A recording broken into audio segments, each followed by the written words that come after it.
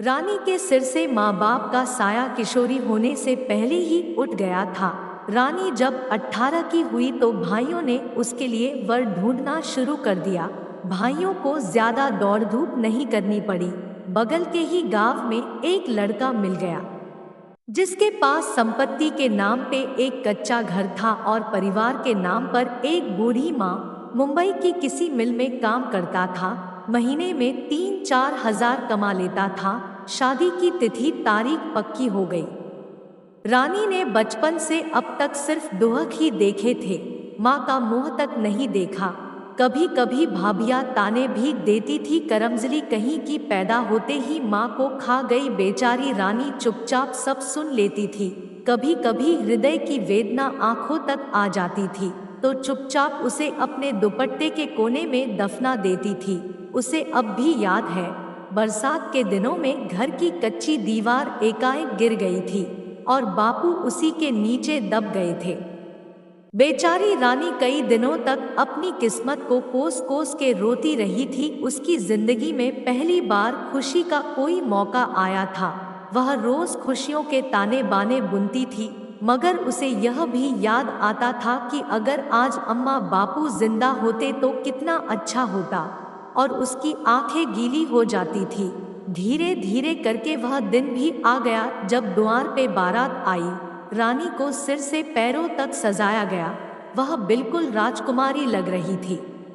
सुबह रानी की विदाई हुई। वह अपने भाइयों के गले लग के बहुत रोई। उसे आज अपना घर छोड़ के जाने का दुख भी था। रानी का पति बहुत ही अच्छा आदमी था। वह रानी का पूरा ख्याल रखता था। वह जब आता था मुंबई से रानी के लिए कपड़े लाता था, क्रीम पाउडर लाता था और साथ में लाता था ढेर सारा स्नेह। वह रानी को बहुत प्यार करता था। उसने रानी से यह भी वादा किया था कि रानी, मैं बहुत ही जल्दी इस कच्चे घर को पक्का करवा दूंगा ताकि बरसातों में तुझे दिक्कत न हो। मगर नियति को कुछ और ही मंजूर था। इस बार जब रानी का पति आया तो वह सूख के काटा हो गया था। उसे बार बार खांसी आ रही थी। तमाम इलाज करवाया मगर कोई फायदा नहीं हुआ। वह शायद उसकी आखिरी रात थी। रानी उसी के पास बैठी थी। उसने मरियल सी आवाज में कहा, रानी मुझे माफ करना, मैं तुझसे बहुत प्यार करता हूँ, मगर मैंने तेरे साथ दगा किया। पिछले साल कुछ यारों के बहकावे में आकर मैं कोठे पे गया। शायद भगवान मुझे उसी की सजा दे रहे हैं। रानी ने रोते हुए कहा कि तुम ठीक हो जाओ बस, मुझे कोई गिला नहीं। मगर उस बेचारी की अश्रुधारा उसके पति के सूख रहे जीवन रूपी पौधे को हरा न कर सकी। भोर की पहली किरण के साथ उसके पति का शरीर ठंडा हो गया। बेचारी रानी पर दुखों का पहाड़ टूट गया। वह फिर अनाथ हो गई। वह पथराई आंखों से देखती रही और लोग उसके पति की लाश को जलाने के लिए लेकर चले गए, ठीक वैसे ही जैसे उसके बापू को लेकर चले गए थे। वक्त ने रानी के अच्छे दिन छीन लिए। उसने भी दृढ़ निश्चय कर लिया कि मदद के लिए अपनी फूटी किस्मत लेकर किसी रिश्तेदार के यहाँ नहीं जाएगी। कभी कभी तो भूखा सोना पड़ा, मगर किसी के आगे हाथ न फैलाया और न ही कोई रिश्तेदार मदद को आगे आया। हाँ, रानी के पड़ोस में ही रहने वाले दिलेराम को जब यह बात पता चली कि उसकी विधवा पड़ोसन तंहाली से गुजर रही है, तो उसने ग्राम प्रधान से इस बात का जिक्र किया। ग्राम प्रधान एक निहायत लंपट आदमी है।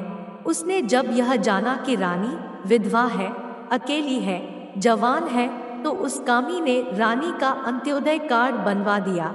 अब रानी को भूखा नहीं सोना पड़ता था। समय चलता गया, बरसात आई।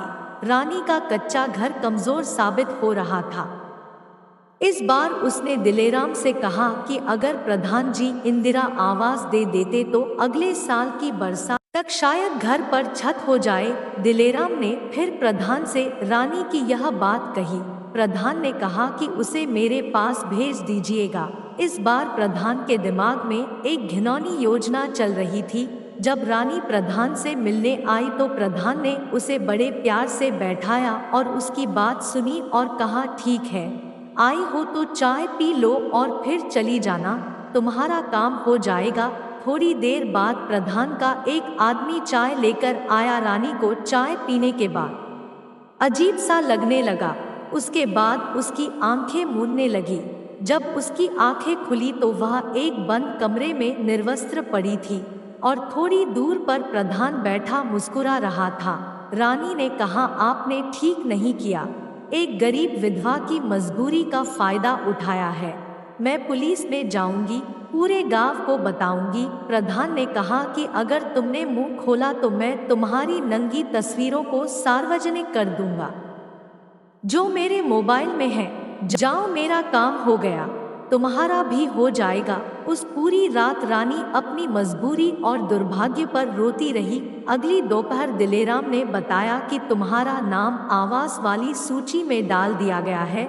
एक दिन प्रधान जी खुद रानी के यहाँ आए और अपना मोबाइल दिखाते हुए बोले कि थोड़ा मेरी तरफ आ जाना। बेचारी लोक लज्जा के भय से फिर गई। इस बार वह होश में थी और उसको नोचने के लिए तैयार था नवनियुक्त ग्राम विकास अधिकारी। इस तरह रानी का शरीर अब प्रधान बड़े लोगों को और अपने खास लोगों को तोहफे में सौंपता था। प्रधान के लिए रानी मोहरा हो गई थी, किसी को भी खुश करने का साधन। रानी ने जब भी विरोध किया, प्रधान ने मोबाइल के फोटो दिखाकर धमकाया और रानी हर बार हार गई। सब कुछ ज्यों का त्यों चल रहा था, मगर इधर कुछ दिनों से रानी को लगातार बुखार हो रहा था। प्रधान ने गांव के डॉक्टरों से रानी की दवा करवाई, मगर सिर्फ इसलिए क्योंकि रानी के बीमार होने से उसके शरीर पर असर आता और उस नीच प्रधान के लिए रानी का शरीर बहुत काम की चीज थी। मगर रानी के स्वास्थ्य में कोई विशेष सुधार नहीं हुआ। गांव के सारे झोलाझाप डॉक्टरों की दवा फेल हो गई। प्रधान जी ने रानी को शहर के हॉस्पिटल में भेजा। जब डॉक्टरों को पता चला कि मरीज का पति किसी अनजान बीमारी से मरा था और मुंबई में रहता था, तो उन्हें शक हुआ और उन्होंने HIV की जांच लिख दी। जांच पॉजिटिव थी। रानी को जब पता चला कि उसे एड्स हुआ है तो वह दुखी भी हुई और खुश भी। दुखी इसलिए हुई क्योंकि वह निरपराध थी और खुश इसलिए हुई क्योंकि उसे पता था कि जिसने उसकी मजबूरी का फायदा उठाकर उसका शारीरिक शोषण किया है, यह बीमारी उन सबको भी हो गई होगी। जब यह बात प्रधान को पता चली तो उन्हें सांप सूंघ गया। उन्होंने तत्काल अपने पाप कर्म के सारे साथियों को बुलाकर पूरी बात बताई। यह बात पता चलते ही सबकी आंखों के आगे अंधेरा छाने लगा। अब सबसे बड़ी समस्या थी कि जांच करवाने कैसे जाया जाए। हर जगह जान पहचान के लोग हैं। लोग सोचेंगे कि हम लोग HIV की जांच क्यों करवा रहे हैं। अंत में इस समस्या का हल यह निकला कि किसी जान पहचान वाले आदमी को बुलाकर खून के नमूने निकालकर शहर को भेजा जाए। एक झोला छाप ने सबके सैंपल निकाले और शहर भेजे और जब शहर से रिपोर्ट आई तो सबके चेहरे उतर गए।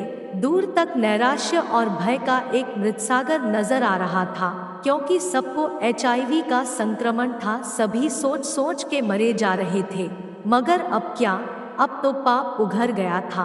पाप छिपाए नहीं छिपता। धीरे धीरे पूरे गांव में दीवारों से कानों तक और कानों से कानाफूसी बनकर हर किसी को यह खबर लग गई कि प्रधान और उनके गुर्गे रानी का शारीरिक शोषण करते थे, जिससे उन्हें वही बीमारी लग गई जो रानी का मर्द मुंबई से लाया था।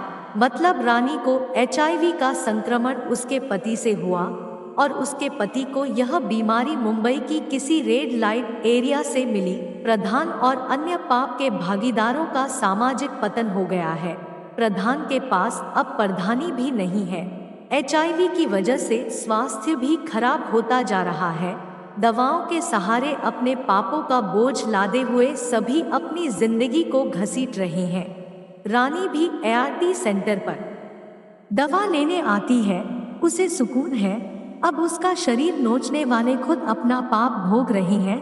उन्हें उनके कर्मों का फल मिल गया है। मगर मैं अक्सर यह सोचती हूँ कि आखिर रानी को ऊपर वाला किन कर्मों की सजा दे रहा है।